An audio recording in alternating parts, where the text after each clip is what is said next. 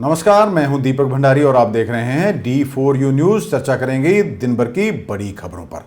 SYL यानी कि Sutlej Yamuna link नहर इतना संवेदनशील मुद्दा है कि पिछले 40 सालों में भी इसका हल नहीं निकल पाया है। इसी को लेकर पंजाब और हरियाणा को सुप्रीम कोर्ट की ओर से भी आदेश जारी किए गए हैं कि इस समस्या का हल 4 महीने में निकालें, वरना हम आदेशों को लागू कर देंगे। आपको बता दें कि तमाम राजनीतिक पार्टियां हमेशा ही SYL के मुद्दे पर राजनीति ही करती रही हैं। जब ये लोग पंजाब में आते हैं तो कहते हैं कि पंजाब का पानी बाहर नहीं जाने देंगे, और जब ये लोग हरियाणा में होते हैं तो फिर ये कहते हैं कि हम अपने हिस्से का पानी लेकर रहेंगे, यानी कि पंजाब से पानी लेकर रहेंगे। आज आम आदमी पार्टी के संयोजक और दिल्ली के मुख्यमंत्री अरविंद केजरीवाल, जो कि हरियाणा दौरे पर थे, उनके साथ पंजाब के मुख्यमंत्री भगवंत मान भी थे। दोनों नेताओं की ओर से पहले जनता को संबोधित किया गया और बाद में प्रेस कॉन्फ्रेंस की गई। तो पत्रकारों ने उनसे जब सवाल पूछा SYL के मुद्दे पर, तो उन्होंने जवाब देने के बजाय उल्टा ही पत्रकारों पर सवाल दाग दिया और कहा कि पंजाब कांग्रेस और हरियाणा कांग्रेस का SYL पर क्या स्टैंड है। मैं आपसे पूछना चाहता हूं कि SYL पे पंजाब कांग्रेस का क्या स्टैंड है और हरियाणा कांग्रेस का क्या स्टैंड है। SYL पे पंजाब बीजेपी का क्या स्टैंड है और हरियाणा बीजेपी का क्या स्टैंड है। पंजाब में जाते हैं ये लोग तो कहते हैं SYL बनने नहीं देंगे, हरियाणा में आते हैं ये लोग तो कहते हैं SYL लेके रहेंगे। इसी गंदी राजनीति ने पिछले 70 साल में भारत को, इंडिया को नंबर 1 नहीं बनने दिया। केवल और केवल गंदी राजनीति करते हैं। SYL बड़ा इंपॉर्टेंट मुद्दा है, पानी बड़ा इंपॉर्टेंट मुद्दा है। दोनों राज्यों में पानी की कमी है, हमें यह बात माननी पड़ेगी। पंजाब में पानी का स्तर बहुत नीचे जा रहा है, पानी की कमी है, लोग प्यासे हैं। हरियाणा में पानी का स्तर बहुत नीचे जा रहा है, हरियाणा के अंदर पानी की कमी है, हरियाणा में लोग प्यासे हैं। पंजाब को भी पानी चाहिए, हरियाणा को भी पानी चाहिए। केंद्र सरकार की जिम्मेदारी है कि वो इंटरवीन करके हरियाणा के लिए भी पानी का इंतजाम करे और पंजाब के लिए भी पानी का इंतजाम करे। केंद्र सरकार का काम क्या है? केंद्र सरकार का काम ये नहीं है कि दोनों राज्यों को एक दूसरे से लड़ाए।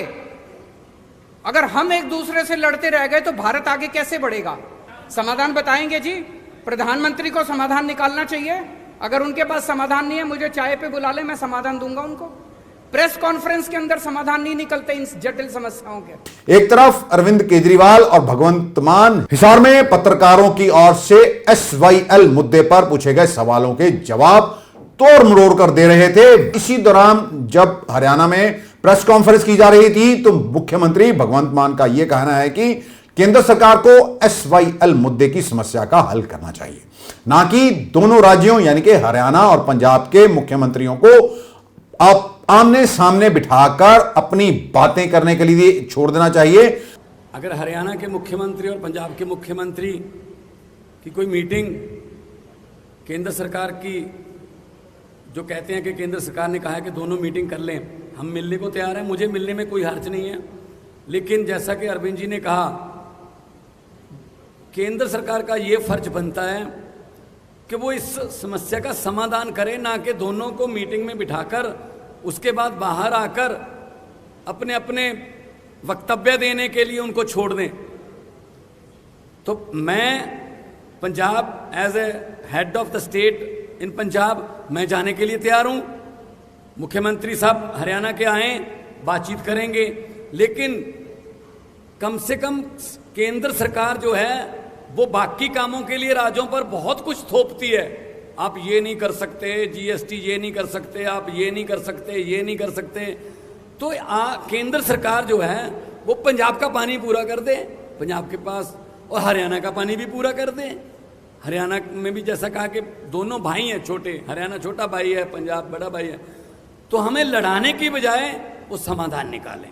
पंजाब के कैबिनेट मिनिस्टर कुलदीप सिंह धालीवाल ने यह कहा कि पंजाब के पास एक बूंद पानी नहीं है किसी को देने के लिए। अब इस पर संज्ञान सुप्रीम कोर्ट क्या लेता है ये तो आने वाला समय ही बताएगा। देखिए, जो माननीय सुप्रीम कोर्ट का आदेश है, जब मीटिंग होगी तो हमारे पंजाब के मुख्यमंत्री जिनकी ड्यूटी लगेगी वो मीटिंग में।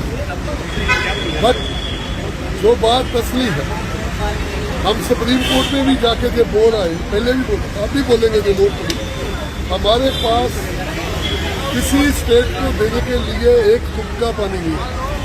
हमारा अपना पानी जो बहुत लेवल नीचे चला गया, इसलिए पंजाब के पास कोई पानी नहीं है सर हरियाणा को देने का। तो हम अपना पक्ष रखेंगे। जब सेंटर सम्मानयोग सुप्रीम कोर्ट की डायरेक्शन पर जब मीटिंग होगी तो पंजाब अपना पक्ष रखेगा। बट मैं आपको पक्ष रखने से पहले ये बता देता हूँ कि हमारे पास देने के लिए किसी को एक तुक्का। आपको बता दें कि ये मसला पिछले 4 दशक पुराना है, यानी कि 40 साल पुराना है। सुप्रीम कोर्ट की ओर से भी जस्टिस संजय किशन कौल, जस्टिस अभय एस ओका और जस्टिस विक्रम नाथ की पीठ की ओर से पंजाब सरकार को अपनी तरफ की नहर के निर्माण कार्य पूरा ना करने पर कई फटकार भी लगाई है। आपको बता दें कि ये 212 किलोमीटर की लंबी नहर है। 91 किलोमीटर हरियाणा अपने हिस्से की नहर बना चुका है और पंजाब में 121 किलोमीटर नहर बनाई जानी थी। यह भी आपको बता दें कि पिछली सरकार ने यहां पर करीब करीब 12 किलोमीटर जो नहर बन चुकी थी उस जमीन को समतल कर दिया गया था, डिचों से मिट्टी उस पर डाल दी गई थी।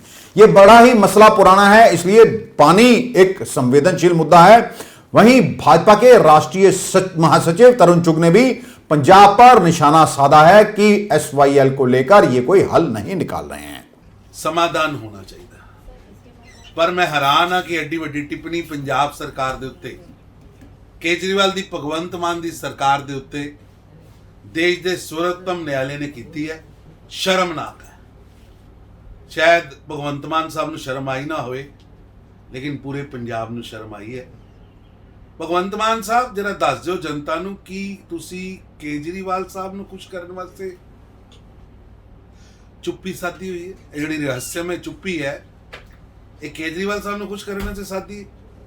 अपनियां राजनीतिक रोटियां सेकन वास्ते पंजाब दे हितां नूं ताक ते रख के उन्हां नूं कुर्बान करके सत्ता 'च बैठने वालों कभी पंजाब ने माफ नहीं किया।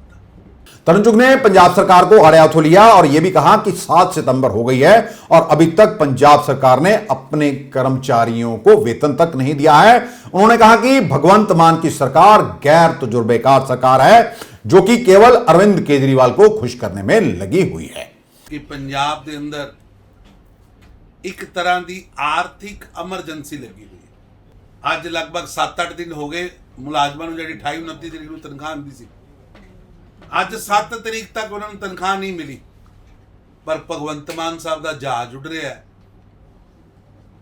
पोलिटिकल टूरिज्म जहाज कर रहा है और उस पोलिटिकल टूरिज्म से पंजाब की हार्ड मनी तो जहाज लैके चंडीगढ़ों हरियाणा जाने की बजाय केजरीवाल साहब की सवारी में बिठाने से जहाज दिल्ली आ रहा है।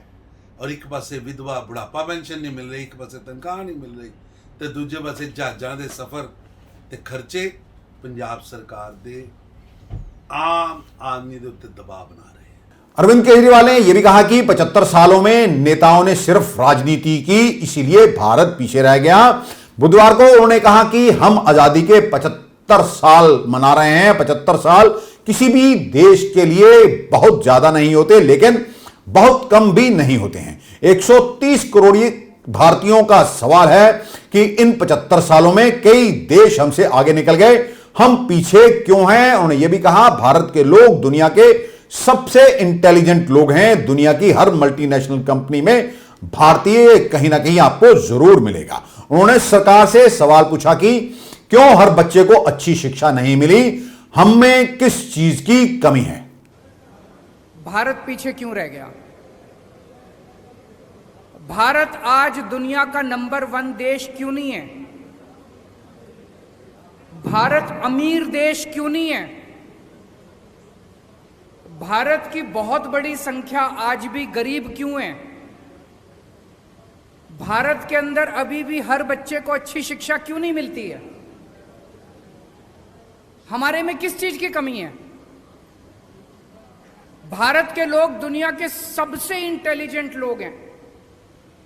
भगवान ने जब पृथ्वी की रचना की और इंसान बनाया, सबसे इंटेलिजेंट लोग भारत में भगवान ने पैदा किए।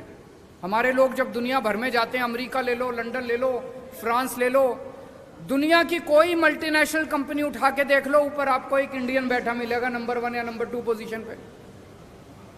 हमारे देश के लोग इतने इंटेलिजेंट हैं, इतने हार्ड वर्किंग हैं, फिर हमारा देश पीछे क्यों रह गया?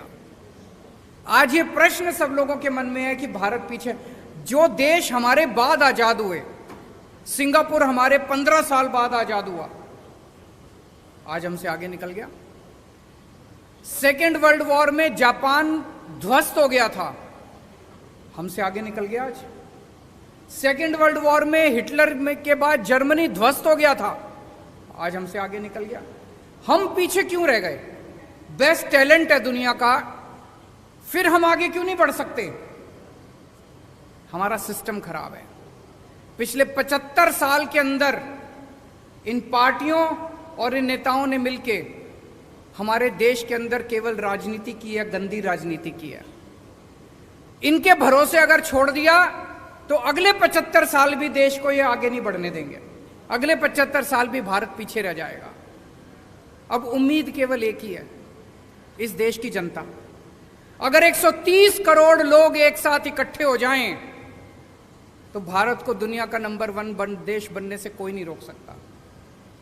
आम आदमी पार्टी के नेता संजय सिंह ने दिल्ली के उपराज्यपाल को चोर और भ्रष्ट कह दिया। उन्होंने यह कहा कि दिल्ली के उपराज्यपाल विनय कुमार सक्सेना चोर और भ्रष्ट हैं। उन्होंने उनकी तरफ से भेजे गए नोटिस की कॉपी को भी फाड़ दिया और कहा कि वह एक चोर और एक भ्रष्ट इंसान की तरफ से भेजे गए इस नोटिस से नहीं डरेंगे।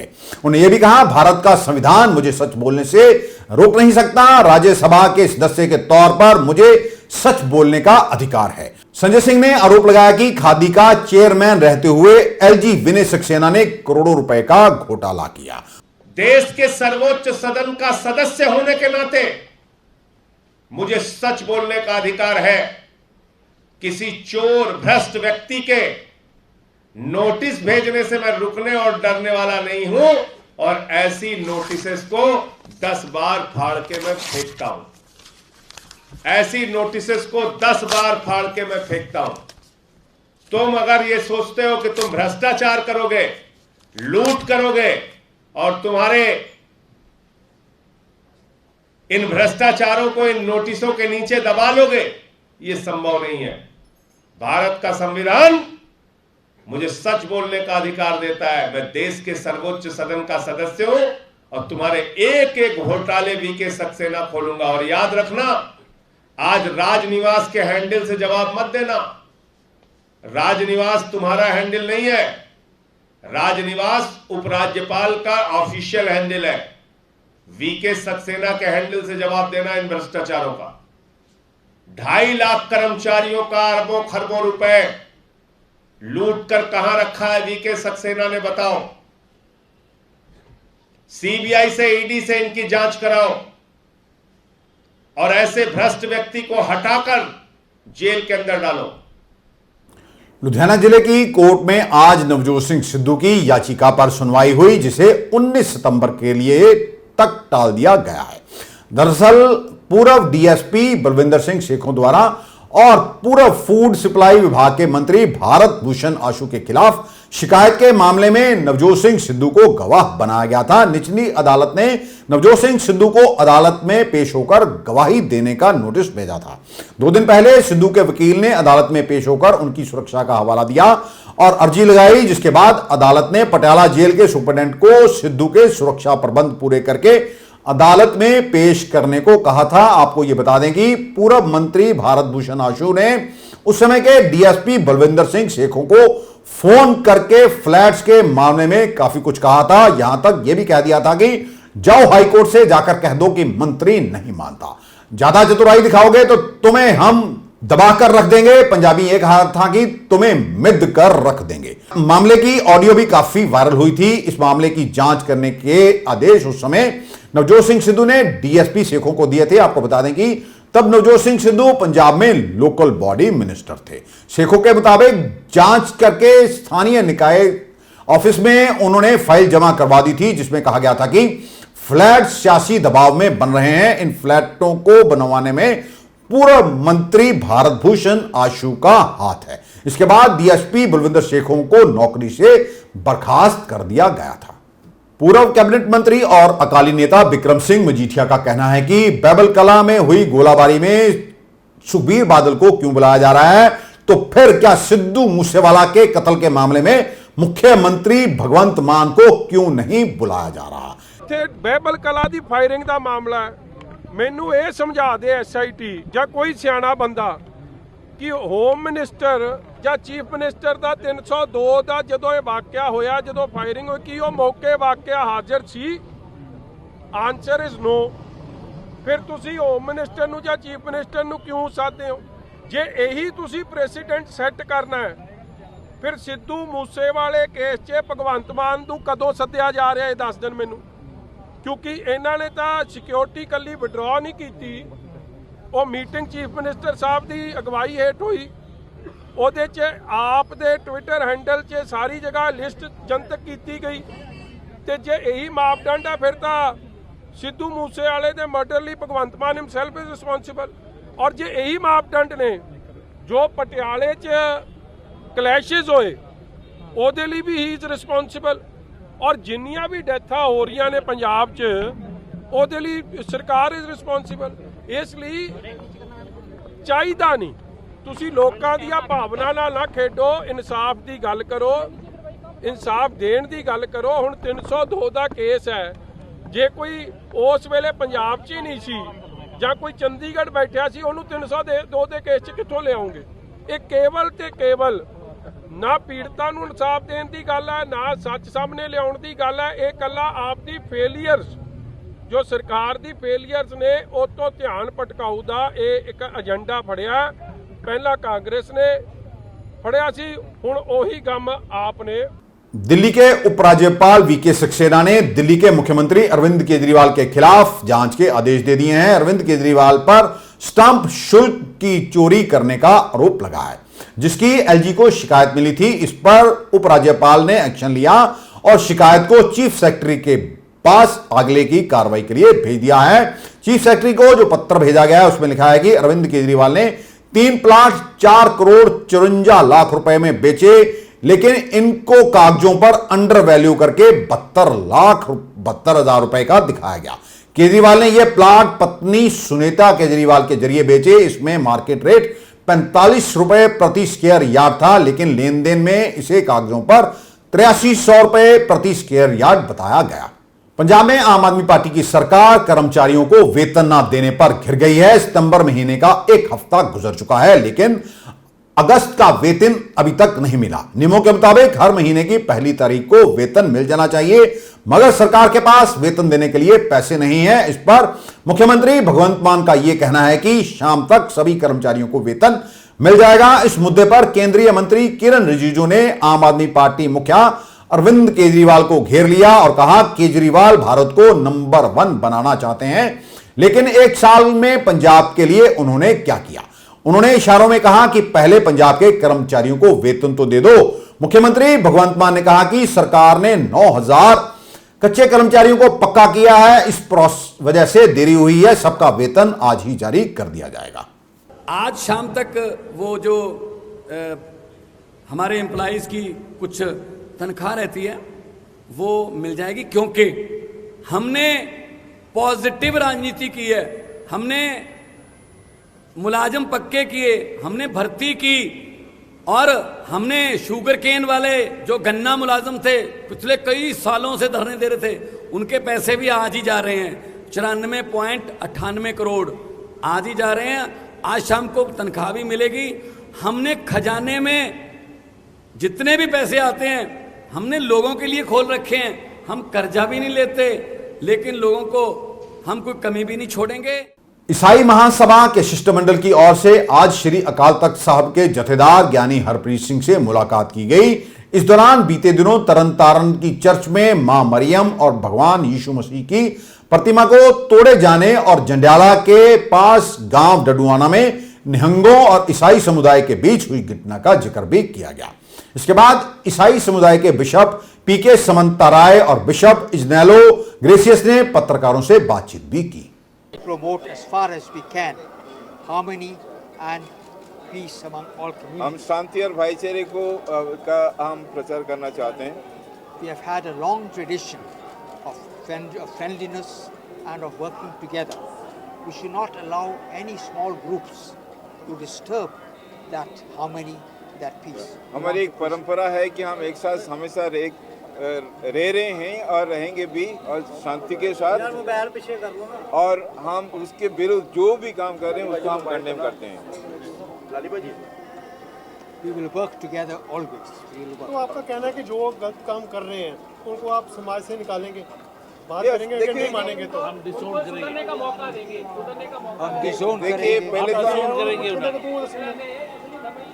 जो भी घटनाएं सामने आ रहे हैं उसमें जीसस का हिस्सा है, चर्च का हिस्सा है क्लैरिफाई करना कि ये बाइबल के संबंधित है कि नहीं, बाइबल इसकी इजाज़त देती है कि नहीं। कोई भी बिब्लिकल प्रिंसिपल जो है जिसमें कि हम सब धर्म का सम्मान करते हैं, प्यार और हम अहिंसा के बारे में कहते हैं, उसके खिलाफ कोई भी करता है तो उनको एक्सपोज करना हमारा काम है। और बाकी हम उनसे बात भी करेंगे, बात करने के लिए भी हम तैयार हैं। नहीं मानेंगे तो डेफिनेटली हम कहेंगे जो कि फेसबुक वाले पास्टर हैं इनके बारे में आप क्या कहेंगे? सर ये है कि देखिए हम जो मेन लाइन को रिप्रेजेंट करते हैं, चाहे रोमन कैथोलिक चर्च हो, CNA हो, हमारा एक कॉन्स्टिट्यूशन होता है। एक पादरी बनने के लिए उसका एजुकेशन, उसके थियोलॉजिकल ट्रेनिंग, उसको कैसे चुना जाता है, उसको ट्रेन किया जाता है, उसमें 10 साल 12 साल 15 साल लग जाता है। तो कोई भी डिसिप्लिन के जरिए में ना जाकर वो अपने आप को डिक्लेयर करता है और वो तो गलत है। तो जो प्रोसीजर होता है, क्योंकि लोगों को पता नहीं, ये कंफ्यूजन पैदा करता है। जैसे फेसबुक पे चलता है, अंकुर नरूला है, वो किसी को टच करता है उसके दौरा पड़ना शुरू हो जाता है। वो खोजेवाल वाला एक है, वो भी दो हस्बैंड वाइफ, मिस्टर दियोल और उनकी वाइफ, वो भी ऐसे ही दिखावा सा करते हैं। इनके बारे में देखिए चाहे क्रिश्चियन हो चाहे सिख हो, हम करिश्मा में विश्वास करते हैं, क्योंकि ये खुदा का काम होता है, कोई इंसान का काम नहीं होता है। कोई भी इंसान कहे कि मेरे में शक्ति है कि मैं ये कर सकता हूँ, तो वो परमेश्वर का अपमान कर रहा है। ਅੱਜ ਸਿੰਘ ਸਾਹਿਬ ਦੇ ਨਾਲ ਜੋ ਮੀਟਿੰਗ ਕੀਤੀ ਗਈ ਉਹਦੇ ਵਿੱਚੋਂ ਸਾਨੂੰ ਕਈ ਚੀਜ਼ਾਂ ਦਾ ਪਤਾ ਲੱਗਿਆ ਕਿ ਜਿੱਥੇ ਕਿਤੇ ਸਾਨੂੰ ਆਪਣੇ ਲੋਕਾਂ ਨੂੰ ਠੀਕ ਕਰਨਾ, ਉਹਨਾਂ ਨੂੰ ਨੱਥ ਪਾ ਕੇ ਰੱਖਣਾ, ਇਹ ਸਾਨੂੰ ਵੀ ਸਮਝਾਇਆ ਗਿਆ। ਉਹਦੇ ਮੁਤਾਬਿਕ ਅਸੀਂ ਵੀ ਇਹ ਫੈਸਲਾ ਕੀਤਾ ਕਿ ਜਿਸ ਤਰ੍ਹਾਂ ਸਿੱਖ ਕੌਮ ਦਾ ਜਾਂ ਕਿਸੇ ਕੌਮ ਦਾ ਖਿਲਾਫ ਕਿਸੇ ਈਸਾਈ ਹੁਣ ਤੱਕ ਅਸੀਂ ਅੱਗੇ ਦੱਸਣ ਵਾਲੇ ਉਹਨਾਂ ਦੇ ਉੱਤੇ ਕਾਰਵਾਈ ਕਰਨ ਦਾ ਫੈਸਲਾ ਇਸ ਵੇਲੇ ਲਿਆ ਗਿਆ। ਉਸ ਦੇ ਲਈ ਹੁਣ ਸਾਰੇ ਮਿਲ ਕੇ ਸਿੱਖ ਧਰਮ ਤੇ ਈਸਾਈ ਧਰਮ ਦੇ ਵਿੱਚ ਇੱਕ ਕੋਆਰਡੀਨੇਸ਼ਨ ਕਮੇਟੀ ਬਣਾ ਕੇ ਵੱਖ-ਵੱਖ ਸਮੇਂ ਦੇ ਉੱਤੇ ਹਰ 2 ਮਹੀਨੇ 3 ਮਹੀਨੇ ਤੋਂ ਬਾਅਦ ਅਨਲੈਸ ਐਮਰਜੈਂਸੀ ਹੋਵੇ ਉਹਨਾਂ ਦਾ ਬੈਠਕ ਹੋ ਜਾਣਗੇ ਤੇ ਹਰ ਚੀਜ਼ ਦਾ ਵੱਖ-ਵੱਖ ਸਮੇਂ ਦੇ ਉੱਤੇ ਉਹਦਾ ਸਟੱਡੀ ਕਰਕੇ ਉਹਦਾ रिजल्ट भी या फैसला भी देते जाएंगे। कन्याकुमारी से लेकर कश्मीर तक कांग्रेस ने बुधवार को भारत जोड़ो यात्रा की शुरुआत कर दी है। इससे पहले राहुल गांधी ने श्री पेरबुंदर में अपने पिता राजीव गांधी के स्मारक पर जाकर उन्हें श्रद्धांजलि दी और कहा कि नफरत की वजह से मैंने पिता खोया है, लेकिन अब देश नहीं खो सकता।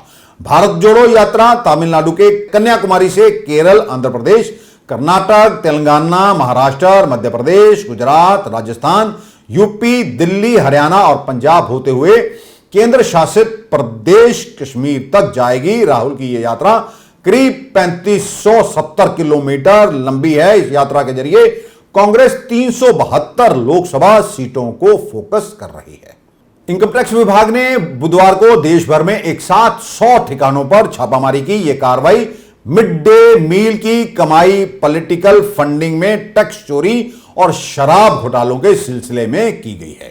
दिल्ली, राजस्थान, महाराष्ट्र, उत्तर प्रदेश, छत्तीसगढ़ और उत्तराखंड समेत 12 राज्यों में इनकम टैक्स विभाग की टीम ने छापे मारे।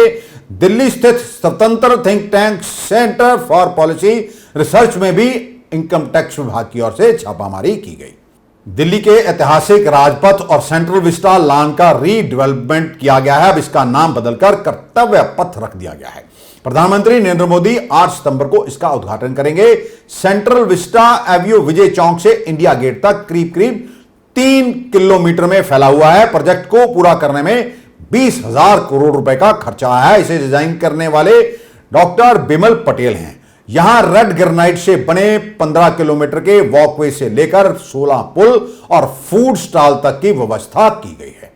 प्रधानमंत्री नरेंद्र मोदी के नेतृत्व में आज हुई कैबिनेट की बैठक में देश भर में 14,500 स्कूलों को अपग्रेड करने के फैसले को मंजूरी दे दी गई है। इन स्कूलों को प्रधानमंत्री श्री स्कूल योजना के तहत अपग्रेड किया जाएगा। इन स्कूलों में केंद्रीय विद्यालयों और नवोदय विद्यालयों को भी शामिल किया जाएगा। इसके अलावा कैबिनेट ने रेलवे की जमीन को लॉन्ग टर्म के लिए लीज पर उठाने का भी फैसला किया है। प्रधानमंत्री गति शक्ति फ्रेमवर्क के तहत इन जमीनों का इस्तेमाल किया जाएगा। इन जमीनों पर अगले 5 सालों में 300 कार्गो टर्मिनल विकसित किए जाएंगे।